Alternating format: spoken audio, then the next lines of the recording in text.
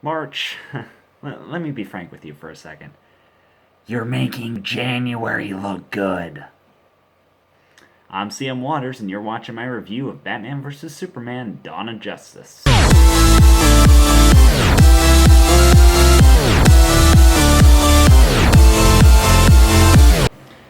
Man of Steel was a movie that, despite receiving seemingly mixed results on Metacritic and Rotten Tomatoes, was a movie that a lot of people were either hot or cold for.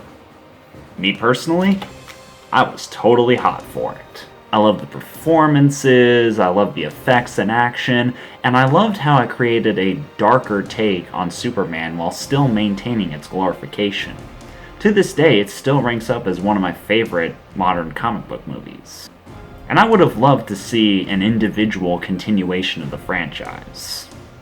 Unfortunately, that dark take didn't fare out very well with other fans, so, in order to make it a little bit more marketable, they just decided to throw Batman in. And if you think that would make this a watered-down Superman flick with Batman shoehorned in, you would be wrong. It's a completely botched up Batman flick with Superman shoehorned in.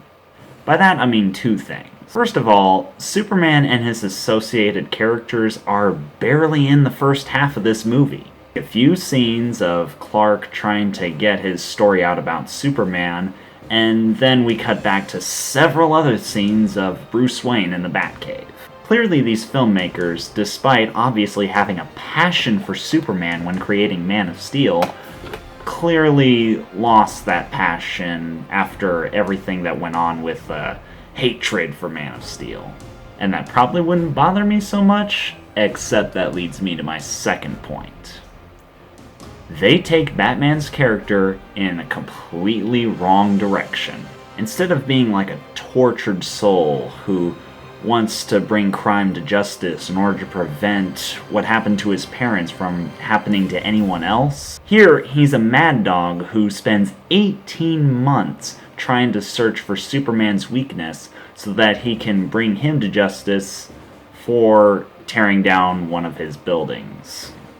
Obviously a contrived excuse to get Batman's rage running so that they can make this a versus movie and completely going against Batman's original character concept. I mean, you thought it was painful that Batman just flat out murdered people in Batman Returns? In this one, there's a line where he just flat out admits to Alfred, "Yeah, we're criminals. We've always been criminals." No! I guess the idea was to make Batman darker than he already was, but as weird as it sounds, there is actually such a thing as too dark. I mean, we are still supposed to relate to Batman. I mean, that is what makes him a superhero, an icon for us to look up to. Performances here are about as good as they can get given what the filmmakers have given the actors to work with. Henry Cavill still represents Superman and Clark Kent effectively, but he and Amy Adams are given so little screen time that I completely forgot they were in there. Ben Affleck, compared alongside every other actor that has represented Batman, is about on par with Val Kilmer.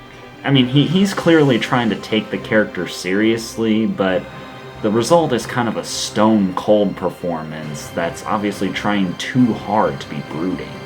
Jeremy Irons is completely forgettable as Alfred. Holly Hunter is just kind of a senator there to just spew out political jibber-jabber. Jesse Eisenberg... The best comparison I can make here is that he's basically about as miscast as Rupert Everett as Dr. Claw. I mean, his performance isn't necessarily bad, but once again, they completely misinterpret the character. Lex Luthor is diabolical, yes, but he's also very firm and confident, and here he's represented more as an insane criminal. Kind of like... yeah. And yes, the attempt at establishing the Justice League is about as jumbled as you might think. On top of the lack of development in Batman or Superman, Wonder Woman gets thrown in at like the very last minute in the final battle, and we get a rushed glimpse of all these other characters for these filmmakers to potentially botch up. Look, I'm not saying that DC necessarily needs to spend a whole bunch of time giving every hero their own movie. I mean, heck, Guardians of the Galaxy basically did what the Avengers did without even doing that. But if this movie is a demonstration of how these filmmakers can handle this sort of thing, we can't really have that much hope. Guys, let me be clear on this. This is the kind of jumbled, incoherent, boring blockbuster that makes me wish that Hollywood didn't have access to hundreds of millions of dollars to begin with. Without well-developed characters or a well-constructed plot, I just felt like I was watching neon lights flashing right before my eyes, an experience I can get at Spencer's for free. It's too dishonorable of its source material to work as a comic book adaptation, and just way too messy to work even on its own merits.